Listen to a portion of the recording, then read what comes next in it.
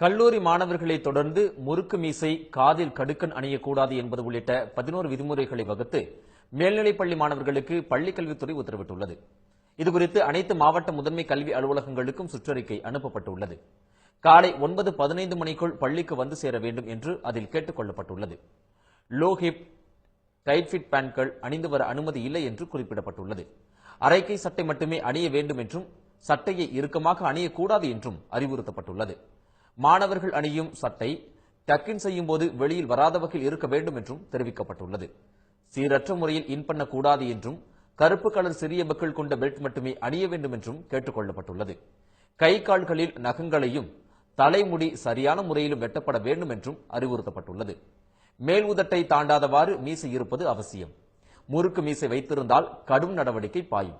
கைகளில் rubber band, கயிறு, கம்மல், கடுக்கன், செயின் போன்றவற்றை அணிந்து வரக்கூடாது என்றும் தெரிவிக்கப்பட்டுள்ளது. பெற்றோர் கையொப்பத்துடன் வகுப்பாசிரியர் அனுமதி பெற்றுதான் விடுமுறை எடுக்க வேண்டும் என்றும் கேட்டுக் கொள்ளப்பட்டுள்ளது. பைக், செல்போன், ஸ்மார்ட் போன் கொண்டு வர அனுமதி இல்லை என்றும் பறிமுதல் செய்யப்பட்டு திரும்ப ஒப்படைக்கப்பட மாட்டாது என்றும் கூறப்பட்டுள்ளது. பிறந்த நாள் என்றாலும் மாணவர்கள் சீருடையில்தான் பள்ளிக்கு வர வேண்டும் என்றும் பள்ளிக்கல்வித்துறை உத்தரவிட்டுள்ளது.